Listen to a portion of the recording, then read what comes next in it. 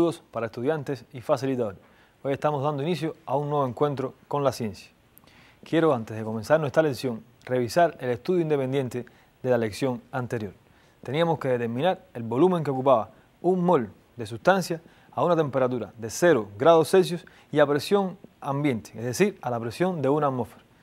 Recuerden que había que llevar los valores de temperatura y presión al Sistema Internacional de Medidas. De esto se pudieron haber dado cuenta de manera muy sencilla. Si sustituyen el valor de 0 grados Celsius en la ecuación, les da entonces que el volumen de la sustancia es 0 metros cúbicos, cosa que no puede ser posible.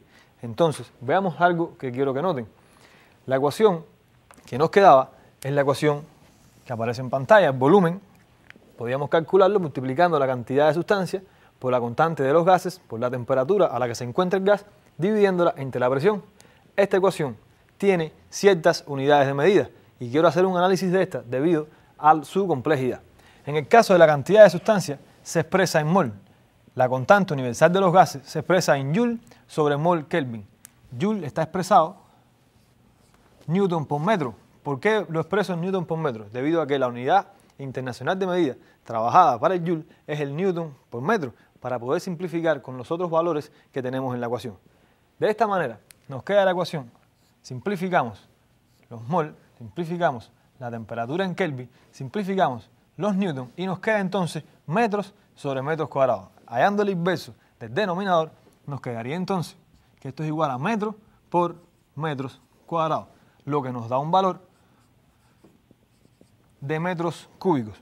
Por tanto, nuestra expresión y nuestro valor final de la ecuación tiene que estar dado en unidades de metros cúbicos. El valor del volumen es 2,268 por 10 a la menos 2 metros cúbicos. Este es el volumen que ocupa este gas en las condiciones del problema. Pasemos entonces ahora a nuestro tema de la lección.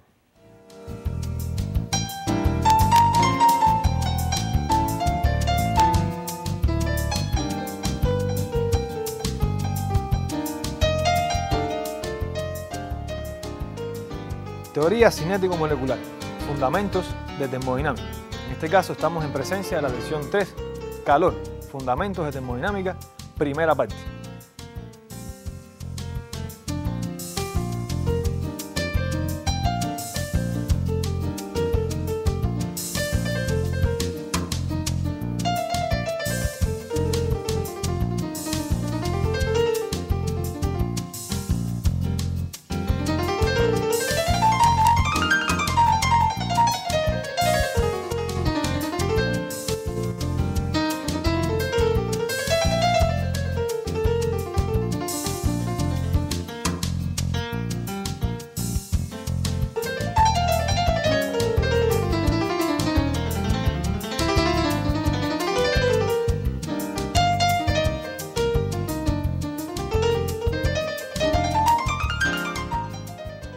En la clase de hoy estaremos dando inicio a una de las leyes fundamentales de la termodinámica.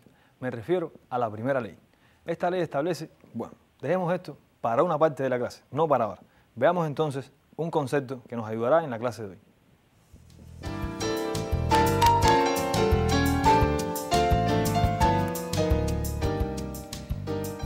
Este es el concepto de equilibrio termodinámico. Este estado de un sistema termodinámico en el que no varía ninguno de los parámetros de estado. Me refiero a la presión, la temperatura y el volumen. Y estos parámetros no varían en el transcurso del tiempo, se mantienen estables.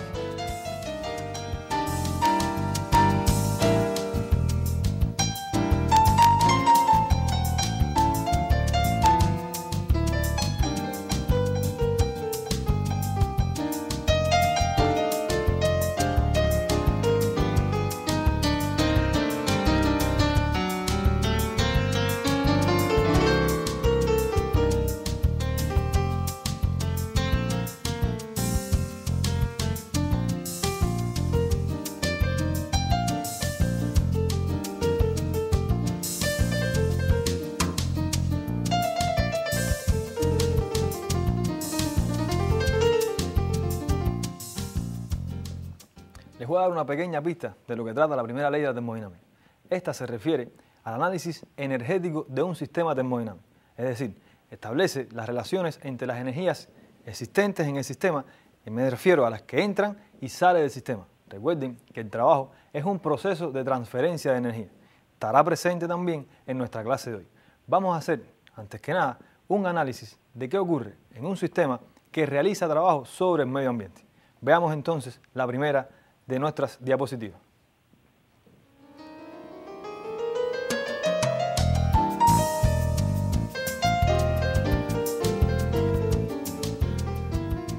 En la imagen estamos apreciando un gas contenido dentro de un cilindro. Este cilindro tiene un émbolo que es capaz de desplazarse a presencia de presiones, en este caso de la presión que ejerce el gas contenido dentro de él. El cilindro puede desplazarse en cualquiera de los dos sentidos. En este caso, el gas es quien desplaza el cilindro. Por supuesto, tenemos que el gas ejerce una fuerza sobre el cilindro y este se desplaza a cierta distancia. Sabemos entonces, por ecuación de definición de trabajo, que este es igual a la fuerza multiplicado por la distancia que se desplaza el cuerpo a la que ésta se aplica. Podemos concluir entonces que el gas dentro del cilindro realiza trabajo sobre el émbolo. En la imagen también aparece que la expansión es isobárica, es decir, se hace a presión constante. Vamos entonces ahora a deducir las ecuaciones de trabajo, pero en el caso del tratamiento con los parámetros termodinámicos. Vamos a sustituir las ecuaciones del trabajo mecánico teniendo en cuenta simplemente los parámetros termodinámicos. Tenemos entonces, como conocemos de clases anteriores, que la ecuación de definición de presión es la fuerza que se realiza sobre la unidad de área. Despejando de esta ecuación la fuerza, nos queda entonces que la fuerza es igual a la presión por el área. Estas dos ecuaciones las vamos a utilizar de la siguiente manera. Vamos a escribir primero que todo la ecuación de definición de trabajo. En el caso de la mecánica, el trabajo es igual a la fuerza aplicada sobre un cuerpo por la distancia que éste se desplaza. Si sustituimos el valor de la ecuación 2 en la ecuación 3, nos queda entonces la ecuación de trabajo de esta manera. Trabajo es igual a presión por área, que es el valor de la fuerza, por la variación de la distancia. Pero ¿qué pasa? Aquí tenemos algo muy curioso. El área por la variación de distancia, lo que lo mismo es ancho por largo por altura, es el volumen del sistema. Por tanto, podemos considerar entonces área por variación de desplazamiento como el volumen, o en este caso, la variación de volumen del sistema. Y nos queda entonces, como ecuación final, que el trabajo realizado por un gas encerrado dentro de un cilindro o dentro de un sistema es igual a la presión. Recuerden que la presión es constante por la variación de volumen que experimenta el sistema. Y esta es la ecuación de definición de trabajo para un sistema termodinámico. Es importante que anoten esta última ecuación.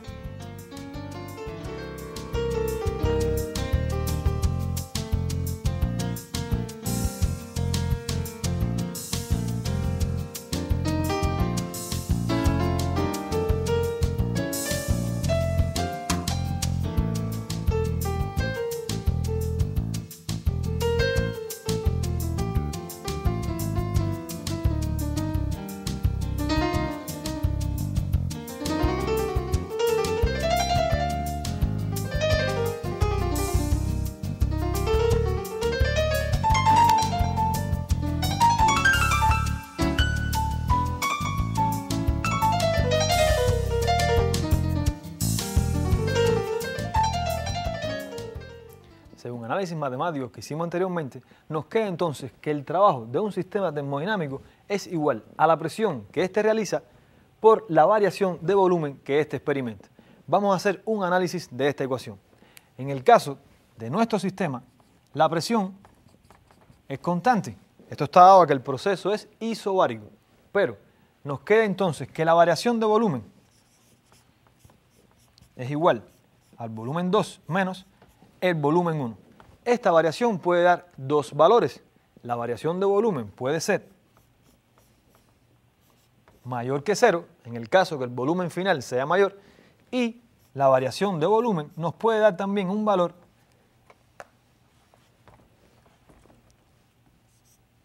menor que 0. En cualquiera de los dos casos, aplicando esta solución a la ecuación de trabajo, tenemos valores diferentes para el trabajo. Si sustituimos un valor mayor que 0 en la ecuación de trabajo, nos da un trabajo positivo. Pero si sustituimos en la ecuación de trabajo un valor de variación de volumen menor que 0, es decir, negativo, nos da un trabajo negativo.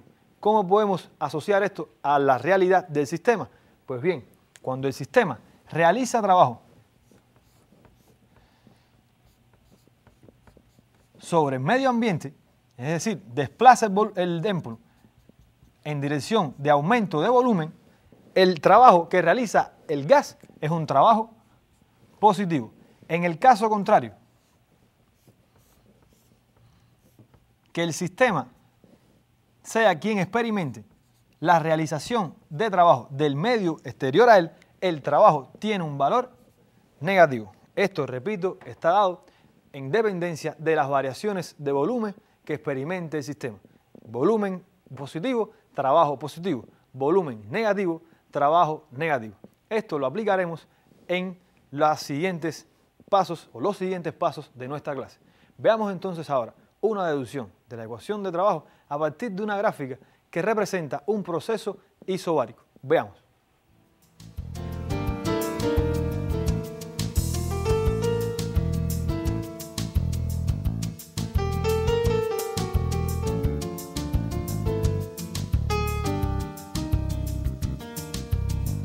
Vamos a tener esta conclusión en su libreta como conclusión importante. El trabajo realizado por un gas en expansión, fíjense como la variación de volumen es mayor que 0, en un proceso isobárico es numéricamente igual al producto de la presión por la variación del volumen. Y esto está definido en la ecuación matemática que aparece en la parte inferior de la pantalla. Trabajo es igual a presión por variación de volumen. De esta manera tenemos dos ecuaciones para definir el trabajo. Una se refiere al trabajo mecánico y otra se refiere al trabajo mecánico también, pero realizado por un sistema termodinámico.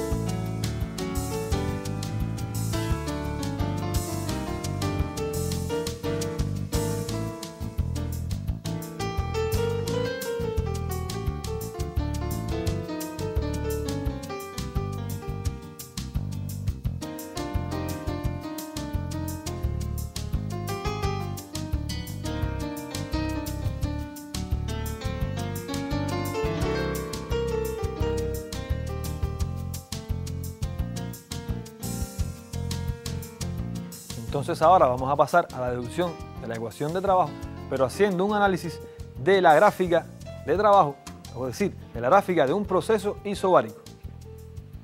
En esta gráfica aparecerán valores de presión y volumen. Como pueden ver, el proceso pasa del estado 1 al estado 2. En este caso, el gas experimenta una variación de volumen.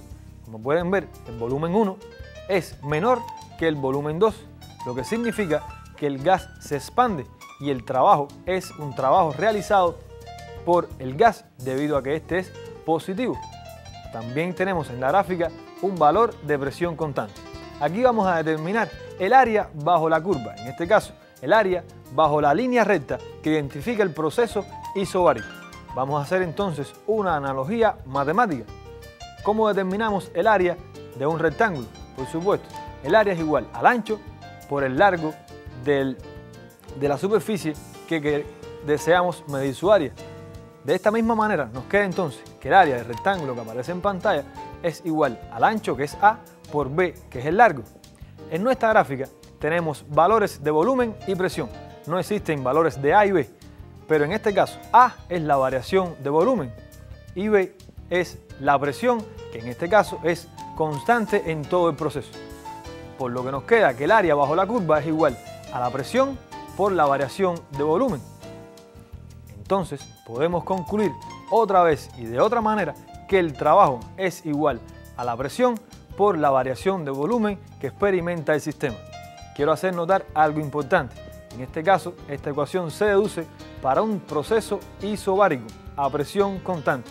Esto es una condición fundamental para la deducción de esta ecuación.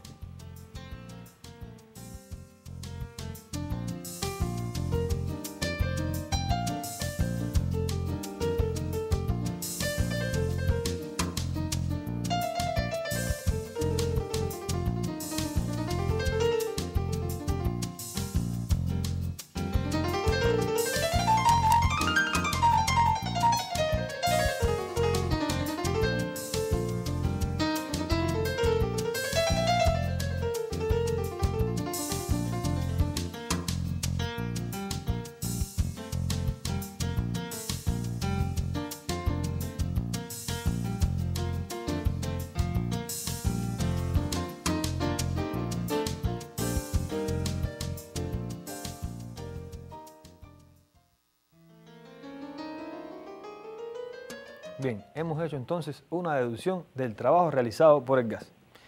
Ahora, la pregunta sería, ¿a costa de qué se realiza ese trabajo? Si atendemos a la ley de conservación de la energía, toda cantidad de energía empleada en realizar un trabajo o algún tipo de cambio tiene que ser producto de otra cantidad de energía que se le suministre al sistema o que esté contenida dentro del propio sistema. Pues bien, por supuesto, ningún proceso de la naturaleza viola la ley de conservación de la energía. Y estamos entonces también en un proceso natural. Vamos a analizar entonces qué tipos de energía provocan el cambio de estado termodinámico de este sistema. ¿Qué provoca que el émbolo se desplace? O en otras palabras, ¿qué provoca que el gas tenga energía suficiente para desplazar el émbolo en la dirección en que lo hace? Veamos entonces la siguiente lámina.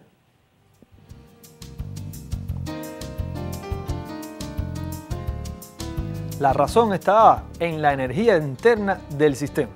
La energía interna de un sistema termodinámico se define de la siguiente manera. Se define como la suma de la energía cinética y potencial promedio de las moléculas del sistema. La energía interna se enuncia a través de la letra U y esta es igual, atendiendo a la ecuación matemática, a la suma de la energía cinética promedio más la energía potencial promedio. Las dos flechas, en este caso los dos segmentos que están encima de las magnitudes energía cinética y potencial, indican que el valor de estas dos magnitudes es un valor promedio. Este concepto es un concepto importante y quiero que lo anoten en su libreta.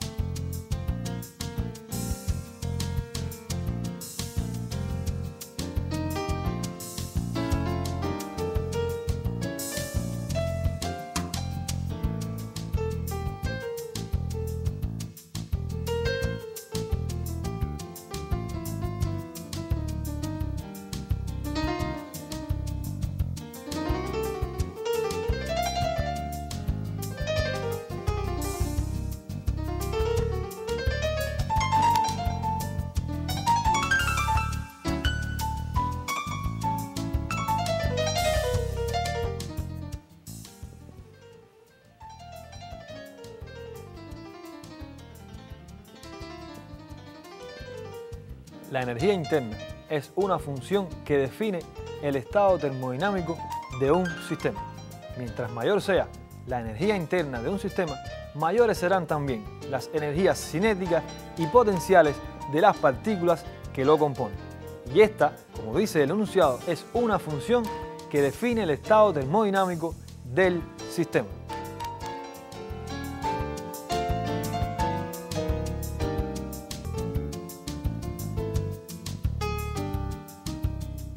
Pues bien, podemos concluir entonces que la ley de conservación y transformación de la energía no está perdida. Podemos decir que el trabajo realizado por el sistema es producto de una variación en la energía interna de este. Vimos en la conclusión que la energía interna de un sistema se define como la suma de las energías cinéticas promedio más la energía potencial promedio del sistema. Escribamos esta ecuación en pizarra y hagamos un análisis de ella.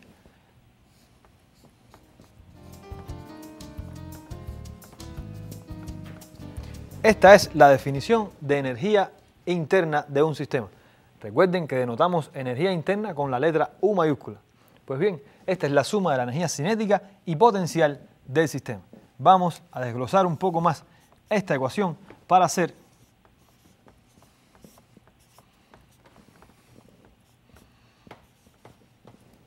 vamos a dejar esto en función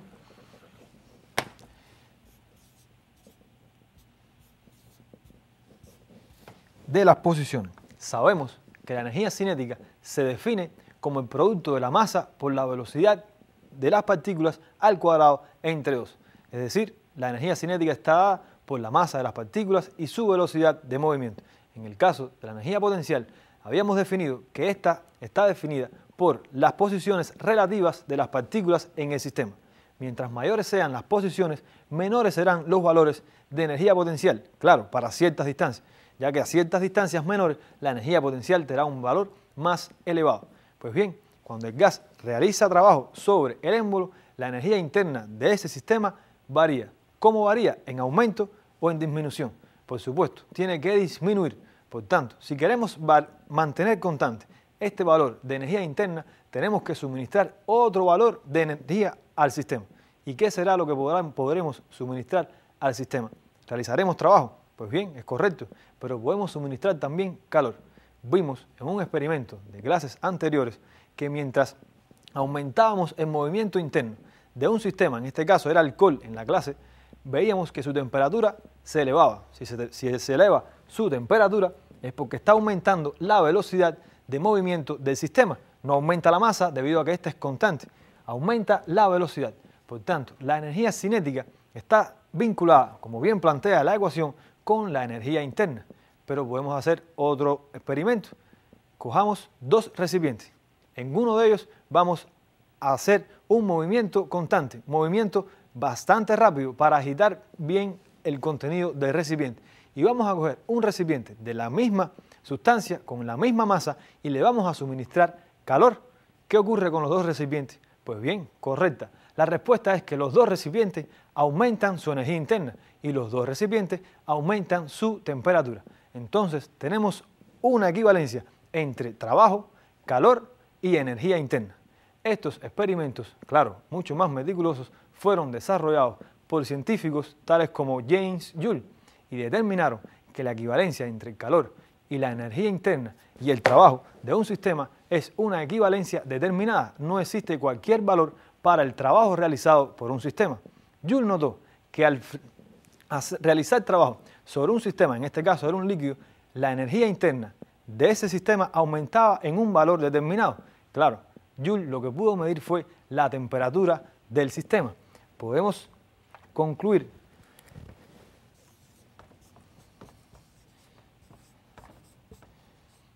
esta ecuación permite calcular la cantidad de calor suministrada o cedida por el sistema.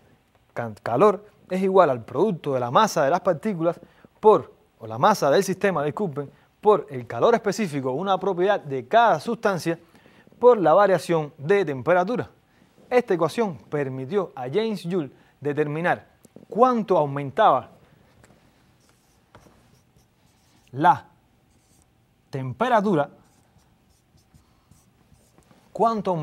temperatura cuando se realizaba determinado trabajo sobre el sistema. Joule notó que cada vez que se realizaba un trabajo de 4,19 Joule aproximadamente, el calor del sistema se incrementaba en 1 caloría. Y esto es el conocido equivalente mecánico del calor. Equivalente que permitió en la ecuación de energía cinética, en este caso de la energía interna, determinar la relación entre la energía cinética, la energía potencial o la energía interna de un sistema y la relación con el trabajo y el calor. De esta manera, Joule dio un paso muy importante en el desarrollo de la termodinámica. Veamos esta conclusión en un próximo cartel.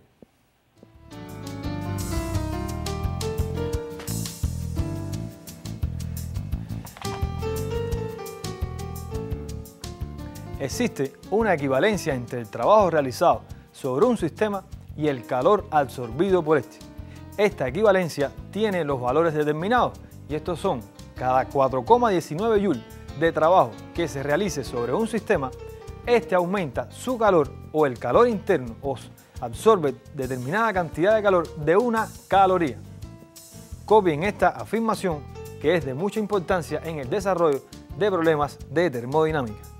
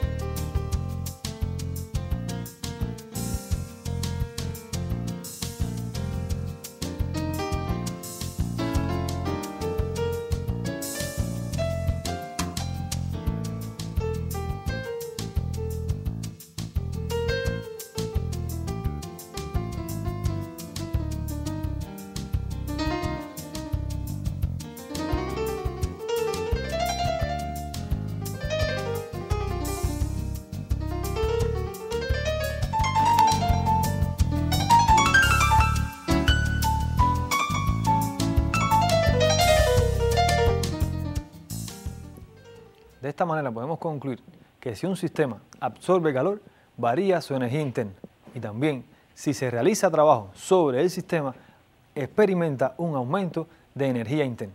De cualquiera de las dos maneras, el sistema aumenta su energía interna. Esto es una conclusión que dio lugar a la ley primera de la termodinámica. Me estoy refiriendo a que todo el calor absorbido por un sistema más el trabajo realizado sobre este se pueden definir como una variación de la energía interna de este sistema. En pizarra vemos esta conclusión de manera esquemática. El calor y el trabajo tienen los dos una relación con la variación de energía interna. Esto está condicionado a cualquier sustancia de la naturaleza. Si frotamos nuestras manos, experimentamos un aumento de temperatura en estas y esto está dado en que estamos realizando un trabajo sobre estas. De la misma manera, si colocamos nuestras manos encima de una fuente de calor, esta también experimentará la misma sensación y esto está dado en que de cualquiera de las dos maneras, mediante el calor o el trabajo, el sistema aumenta su energía interna. No olvidar que la energía interna está relacionada con la energía cinética y potencial de las partículas constituyentes de este sistema. Esta ley fue enunciada en el siglo XVIII y se conoce como la primera ley de la termodinámica. Podemos enunciarla de esta manera.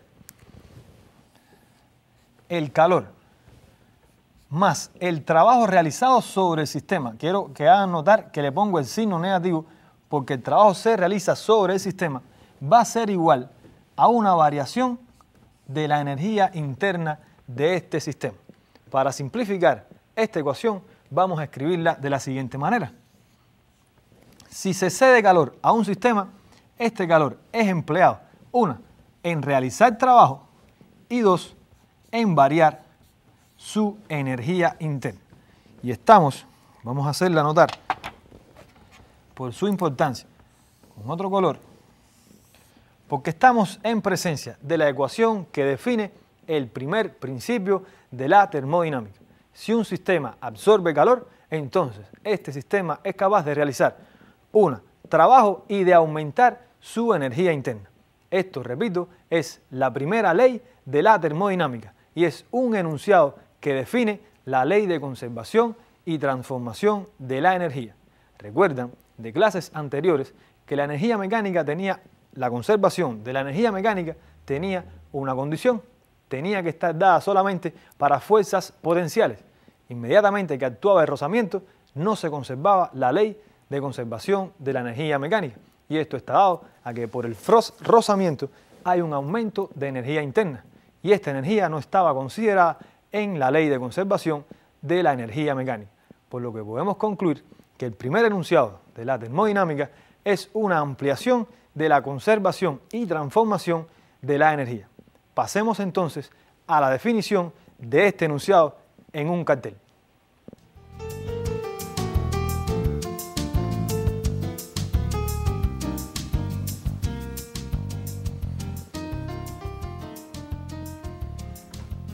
la primera ley de la termodinámica establece: la cantidad de calor cedida a un sistema termodinámico es numéricamente igual a la variación de su energía interna y al trabajo realizado por este sobre el medio. Esto está definido en la ecuación inferior. Q, que es el calor, es igual a la variación de la energía interna delta U más W, que en este caso es el trabajo.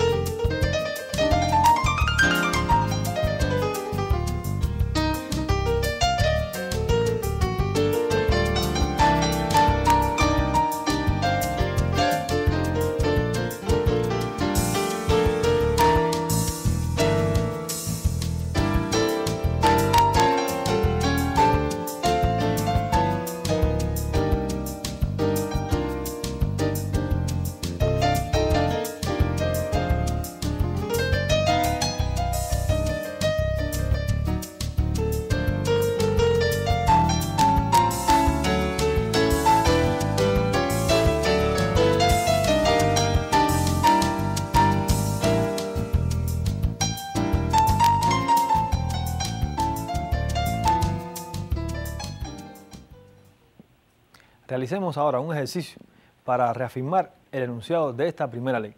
Supongamos que un sistema realiza 10 joules de trabajo y que este sistema aumenta su energía interna en un valor de 100 joules. La pregunta está: ¿qué calor se le entregó a este sistema para que realizara estas variaciones? Pues bien, tenemos de datos entonces: trabajo realizado por el sistema, valor 10 joules, variación de la energía interna del sistema, un valor de 100 joules, y nuestra incógnita es el calor cedido al sistema. Sabemos que es cedido porque el trabajo lo realiza el sistema. Entonces, su energía interna se empleó en realizar trabajo, disculpen, el calor entregado se emplea en realizar trabajo y en variar su energía interna. Si vamos a escribir nuestra ecuación, esta tiene que estar definida según lo que plantea el principio primero de la termodinámica. El calor se emplea, en realizar trabajo por el sistema, más la variación de la energía interna del sistema. Esta es la ecuación fundamental que trabajaremos en nuestro problema. Si pasamos directo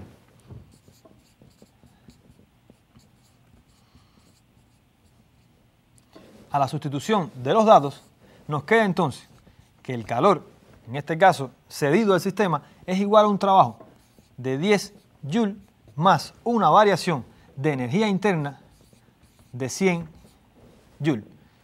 Solucionando esta ecuación nos queda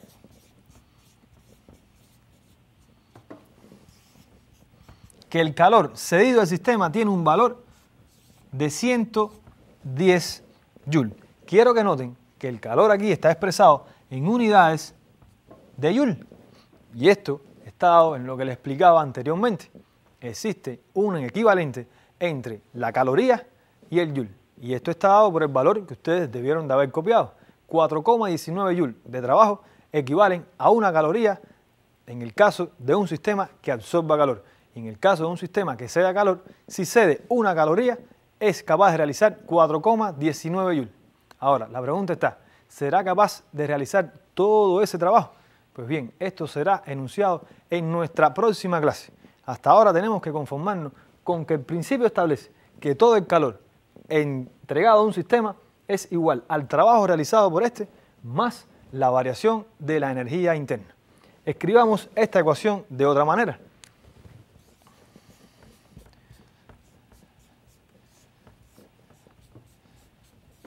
Si escribimos la ecuación de esta manera y le damos una interpretación física real a esta ecuación, podemos decir entonces que el sistema no realiza trabajo, producto de que el trabajo es negativo, es decir, el sistema es actuado exteriormente, el trabajo lo realiza el exterior, se comprime el émbolo, por eso tenemos un valor de trabajo negativo. En este caso, nos quedaría que la variación de trabajo es igual al calor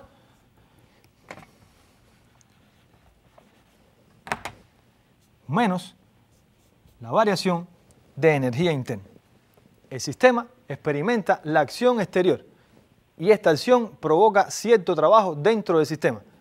Realiza trabajo sobre el sistema. Este trabajo se realiza a costa de una disminución, fíjense como el signo negativo está delante del valor de energía interna, de una disminución de la energía interna y por supuesto de una absorción de calor también. Comprimimos el sistema, la energía potencial aumenta, por tanto aumenta su energía interna. Y en este caso estamos presencia de un análisis también del primer principio de la termodinámica. Estamos ya en condiciones de orientar el trabajo independiente que tenemos preparado para ustedes.